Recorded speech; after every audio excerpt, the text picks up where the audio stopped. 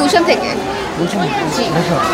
কেমন লাগছে চিড়িয়াখানার পরিবেশ, কেমন লাগছে? জি ভালোই লাগছে, বাট অনেক ভিড়, যার কারণে হাঁটা অনেক কষ্টকর, দেখা কষ্টকর, বাট ভালোই লাগতেছে। আপনারা কি পুরোপুরি গাড়ি নিয়ে আসতে পারছেন নাকি রাস্তায় হেঁটে আসতে? না, আমরা অর্ধেক হেঁটে আসছি, কারণ অনেক জ্যাম, অনেক মানে একটু দাঁড়ানোর মতো নাই জায়গা, তো হেঁটে আসা লাগছে। কি কারণে জ্যামটা মনে হলো একটু বলেন তো? অতিরিক্ত মানুষ, অনেক গাড়ি, সবাই ঘুরতেছে ঈদের দিন, এর জন্য সব অটো রিক্সা।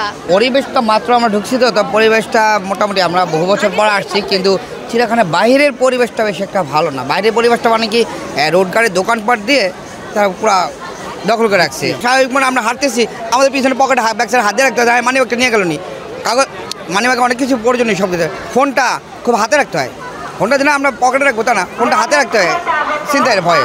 এখানে মানে মানুষের জন্য মানে মেয়েরা একটু নিরাপদভাবে হাঁটতে পারে না, মানে মেয়েদের কোনো নিরাপত্তা নেই এখানে, মানে মেয়েদের স্বাধীনতাই নাই এখানে। মানে এতে আর কি মন খুলে যে ঘুরবা সেটা আর কি হয় না, তাই না না। আসতে পেরে কেমন লাগছে কিংবা কোথা থেকে আসছে? হ্যাঁ আলহামদুলিল্লাহ, আমি পুরান ঢাকা ওয়ারি থেকে এসেছি।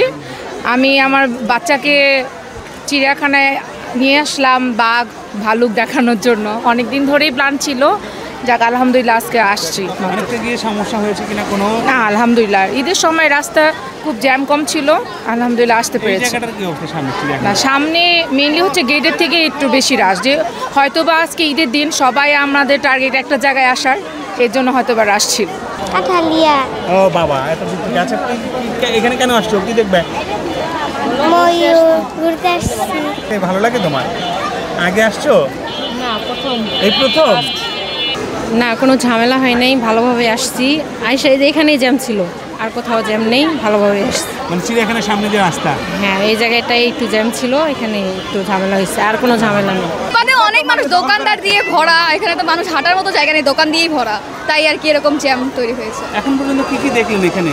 এখন পর্যন্ত দোকানপাট মানুষকেই দেখলাম, ভিতরে ঢুকতে পারি নাই। আমরা যে চিড়িয়াখানায় যারা আগত দর্শনার্থী যারা রয়েছেন তারা বলছেন যে সামনের যে সড়ক, সেই সড়কের তীব্র যানজট, এবং একই এই যানজটের কারণে যারা নারী ও শিশু রয়েছেন তারা কিন্তু খুব এক ধরনের অশান্তি এবং অস্বস্তির মধ্য দিয়ে তাদেরকে এই চিড়িয়াখানায় আসতে হচ্ছে।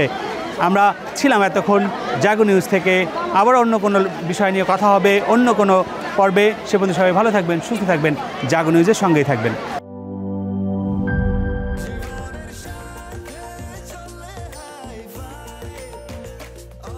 স্বাস্থ্যকর অল টাইম, সব সময় অল টাইম হেলদি লাইফ।